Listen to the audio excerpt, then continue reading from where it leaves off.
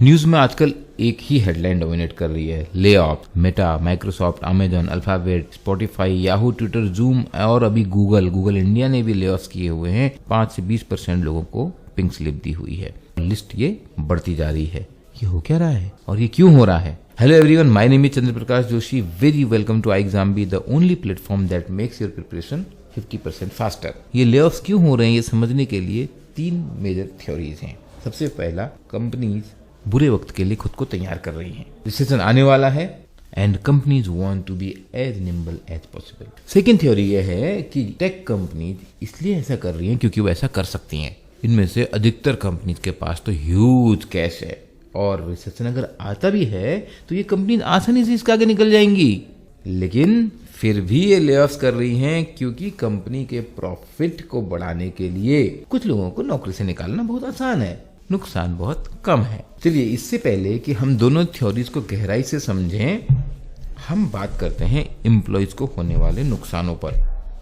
पहली बात, there are intangibles. एक इंपॉर्टेंट स्टडी के अनुसार पिंक स्लिप मिलना दुनिया की 7वीं सबसे बड़ी स्ट्रेसफुल इवेंट है। विश्वास टूटता है, ट्रॉमा भी हो जाता है और भविष्य में हाई क्वालिटी टैलेंट को अट्रैक्ट करने में बहुत ज्यादा चैलेंज होने वाला है। दूसरा पॉइंट है ले ऑफ्स की कॉस्टिंग। अगर अल्फाबेट, जो गूगल की पेरेंट कंपनी है, उसके ले ऑफ की बात करें तो इसकी कॉस्ट एस्टिमेट की गई है करीब 2.5 बिलियन USD, मतलब 20,000 करोड़ रुपए। मेटा यानी फेसबुक की पेरेंट कंपनी और माइक्रोसॉफ्ट की जो ले ऑफ की कॉस्ट है वो करीब करीब $1 बिलियन एस्टिमेटेड है। ऐसा इसलिए होता है क्योंकि कंपनीज आमतौर पर सीवियरेंस पैकेजेस देती हैं, जो लीव नहीं ली गई हैं उनका भी कुछ एनकैशमेंट हो जाता है। इसके अलावा भी और कुछ सारे बेनिफिट दिए जाते हैं जिनमें बहुत सारा पैसा खर्च होता है। और तीसरा पॉइंट लॉन्ग टर्म इम्पैक्ट है, जिसको हम डोमिनोज इफेक्ट के नाम से समझते हैं। वाइजर नाम की एक ह्यूमन रिसोर्स एनालिटिक्स की कंपनी है और उन्होंने ये पाया कि जब किसी एम्प्लॉय को निकाला जाता है तो उनके टीममेट के जॉब छोड़ने की संभावना 8% तक बढ़ जाती है। और जब एट्रिशन बढ़ता है तो कंपनीज को रिप्लेसमेंट निकालना पड़ता है, रिप्लेसमेंट ढूंढना पड़ता है और कंपनीज की जो हायरिंग कॉस्ट है वो 2 गुना तक बढ़ सकती है, जो उन्हें एनुअल सैलरीज देनी पड़ेगी। इसके अलावा ट्रेनिंग कॉस्ट भी इंक्लूडेड है। इवन जो लोग कंपनी में रह भी जाते हैं, जिनकी जॉब नहीं जाती है, उनकी भी 20% तक प्रोडक्टिविटी कम हो जाती है, परफॉर्मेंस इफेक्ट करती है, उनका जॉब में मन नहीं लगता है क्योंकि एक स्ट्रेसफुल सिचुएशन खड़ी हो गई है। और ये कंपनी में होने वाले इनोवेशंस को, नए प्रोडक्ट के लॉन्चेस को, खासकर टेक कंपनी में बहुत नुकसान पहुंचाते हैं। तो फिर एकमात्र प्रश्न ये आता है कि वाकई ले ऑफ से कंपनी की प्रॉफिटेबिलिटी में फायदा होता है? इसका उत्तर थोड़ा कॉम्प्लिकेटेड है। बहुत सारी कंपनीज के डेटा को 2 दशकों तक देखने के बाद बहुत सारे रिसर्च ने यह बताया कि ऐसा कोई क्लियर एविडेंस नहीं है कि ले ऑफ्स होने की वजह से कंपनी में वैल्यू एड होती है। तो फिर से आपको ये प्रश्न पूछना होगा, तो भाई ये कंपनियां क्यों काम ऐसा करती हैं? देखिए, 1976 में कैपिटलिज्म हमेशा के लिए चेंज हो गई। 2 रिसर्चर्स माइकल जेनसन और विलियम मैकिंग ने एक पेपर पब्लिश किया, theory of the firm, managerial behaviour, agency cost and ownership structure, जो जर्नल ऑफ फाइनेंशियल इकोनॉमिक्स में पब्लिश हुआ। और इन ऑथर्स का मानना ये था कि जो मैनेजर्स हैं, जो प्रोफेशनल मैनेजर्स कंपनी को चला रहे हैं, वो केवल अपने बारे में सोचते हैं। वो जो रियल ओनर्स हैं, रियल ओनर्स कौन है? शेयर होल्डर्स, उनके बारे में नहीं सोचते हैं।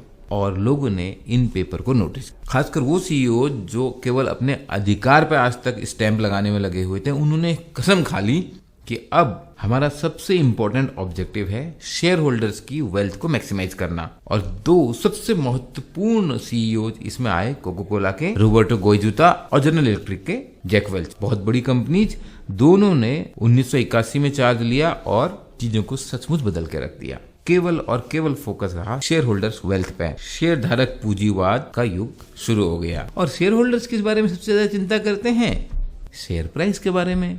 रिसेंटली एक फंड मैनेजर क्रिस्टोफर होन का एक लेटर बहुत वायरल हुआ है और उसने अल्फाबेट को ये बोला, गूगल को ये बोला, और ज्यादा जॉब कट कीजिए। निश्चित रूप से उसका मोटिवेशन एक ही है कि शेयर प्राइस बढ़े और उसका भी मुनाफा बढ़े। वैसे भी क्योंकि CEOs का जो कंपनसेशन है उसका बहुत बड़ा हिस्सा स्टॉक की कीमत से जुड़ा होता है और वो भी इस मैट्रिक पे लगातार ध्यान देते हैं और वो विकल्प चुनते हैं जिससे कि शेयर प्राइस बढ़े।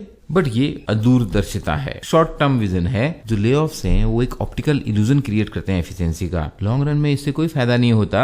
जब भी ले ऑफ्स अनाउंस होते हैं तो शेयर होल्डर सेलिब्रेट करते हैं और इससे स्टॉक प्राइस बढ़ता है क्योंकि वो ये बिलीव करते हैं कि ये डिसीजन सही है, जबकि डेटा इसके अपोजिट बोलता है। 1979 में 5% से भी कम फॉर्च्यून 100 कंपनीज ने ले ऑफ किए थे, जबकि यूएस एक रिसेशन की ओर बढ़ रहा था।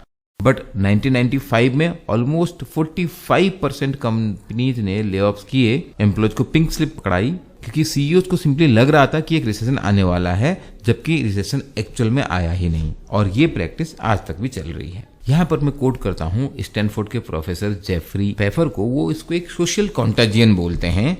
ये जो साइकोलॉजिकल थ्योरी है वो एसेंशियली ये कह रहे हैं कि देखो कंपनीज के पास बहुत सारा डेटा है जब वो हायरिंग की बात करते हैं या फायरिंग की बात करते हैं, लेकिन जब डिसीजन लेने की बात होती है वो जस्ट दूसरी कंपनीज को कॉपी करते हैं। सोशल कंटाजियन। अभी रिसेंटली जब पेंडेमिक के बीच में टेक में बहुत ग्रोथ आ रही थी टेक कंपनीज में, तो हर कोई हायरिंग फ्रेंजी में लगा हुआ था। उस समय सोच ये थी कि अच्छा टाइम चलता रहेगा, किसी को मालूम नहीं है कब तक चलेगा, इसलिए आपके पीयर्स अगर हायर कर रहे हैं तो आप भी पीछे नहीं रहना चाहते, आप भी हायर करने में लग गए। हर आदमी को टॉप टैलेंट चाहिए, and for that you are paying through your knows.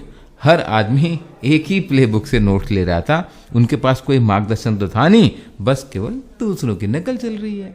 Now the tide has turned, हर आदमी फिर से झुंड में चल रहा है। फ्यूचर तो एम्बिगुअस है और आपको लग रहा है कि आपने ओवर हायरिंग कर ली है, जबकि आपके पास ऐसा कोई हार्ड डेटा है नहीं है बताने के लिए कि कितने % एम्प्लॉय एक्सेस हैं, कितने % ले ऑफ करने के बाद कंपनी लीन ट्रिम हो जाएगी। तो आप अपने आजू बाजू देखते हैं कि आपके जो साथी कंपनीज हैं वहां ले ऑफ हो रहा है, तो आप भी 5-7% ले ऑफ करने में लग जाते हैं, जिससे कि अपना एक स्वीट स्पॉट वर्कफोर्स का बनाए रखें। You are just jumping the bandwagon, और आपको इसके लिए कोई ब्लेम तो कर नहीं सकता। और जैसा वॉल स्ट्रीट जर्नल ने क्लियरली पॉइंट आउट किया है कि इवन सीईओज का जो एक्सप्लेनेशन है ले ऑफ के लिए, वो भी सोशल कंटाजियन जैसे हैं। जो कम्युनिकेशन आ रहा है वो एकदम कॉपी पेस्ट लग रहा है। मेटा के सीईओ मार्क जकरबर्ग ने बोला, आई गॉट दिस रॉन्ग, और मैं इसकी पूरी जिम्मेदारी लेता हूँ। सेल्सफोर्स के सीईओ मार्क बेनियोफ ने बोला, we hire too many people and I take full responsibility of that. Twitter के पुराने हेड जैक डॉर्सी बोलते हैं, मैंने कंपनी में बहुत तेजी से ग्रोथ ले आई, जब उन्होंने लोगों को निकाला